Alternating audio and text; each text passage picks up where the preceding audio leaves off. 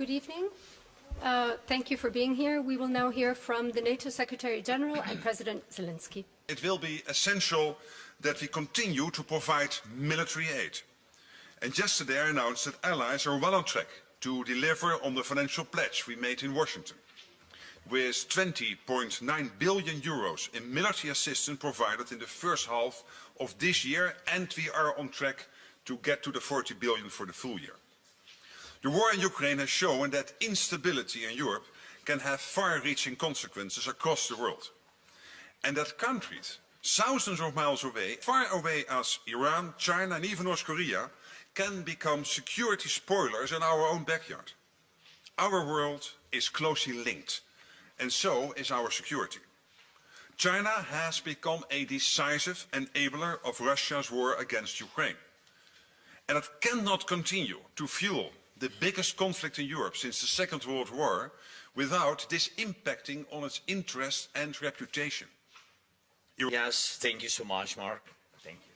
Ukrainians have shown that we can defend shared values, and we are standing against Russia, the biggest threat to Europe and global peace. In our revolutions, we've proven that we truly value democracy. Thank you very much. Ansgar Hase, German press agency, DPA. Mr. President, can you tell us how long it would take for Ukraine to build a nuclear bomb? Sometimes we create ourselves problems. Now you began to do it. So we never spoke about that we are preparing to create nuclear weapon or something like this. I said that when Budapest Memorandum was signed by very honorable nuclear, very powerful nuclear countries, there was written that Ukraine gives nuclear weapon and Ukraine will have from these very respectable countries, including those time Russia, China, United States, including them. Yes, that we will have our secure territorial integrity and sovereignty. That's what I said. So it meant that we gave nuclear, and the people who've been partners those time, they had to give us security guarantees. That's why I said I don't have alternative except NATO. That was my signal. But we don't do nuclear weapon. Please, don't move these messages. ICTV, the gentleman in the third row. Thank you. Volodymyr Runets, ICTV. Mr. Secretary General, you mentioned that, and that has been mentioned before, that China is a decisive enabler of Russia's war of aggression against Ukraine. But on the other hand, everyone understands that Russia could be a deterring party to this conflict.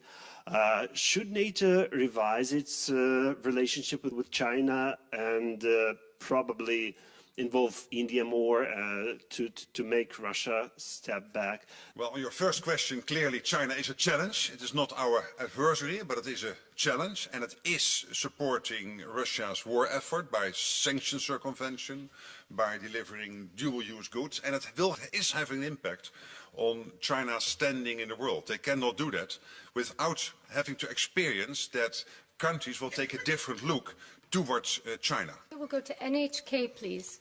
Thank you, Secretary General. I would like to ask about the IP4 discussions you had. What would be the takeaways you could share with us concerning China with the discussions you had today?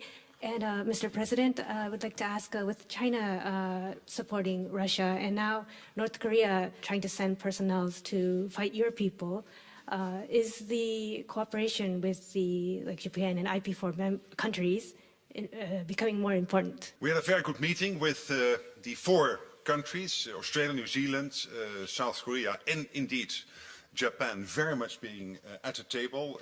It is a strong partner with NATO, and the IP4 is a strong partner for NATO. And we discussed, of course, Ukraine. We discussed how what is happening in Europe is impacting on the Indo-Pacific and the security situation in the Pacific.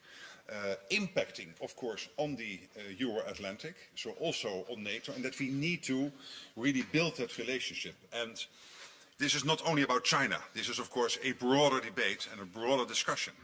And what we agreed is that we particularly want to deepen that relationship in the areas of industrial production, because this is an issue for every one of us, to ramp up industry production, I mean defense industry production, innovation, but also how do we deal with hybrid threats, cyber threats. And on all these issues we will strengthen the cooperation between the four and NATO allies. Of course, North Korea also was discussed, and we are very worried about the situation North Korea is posturing towards the Republic of Korea, so as we say, South Korea, but also the role North Korea is playing in that axis together with China, Iran and Russia, supporting Russia's war effort against Ukraine. Thank you so much for your question.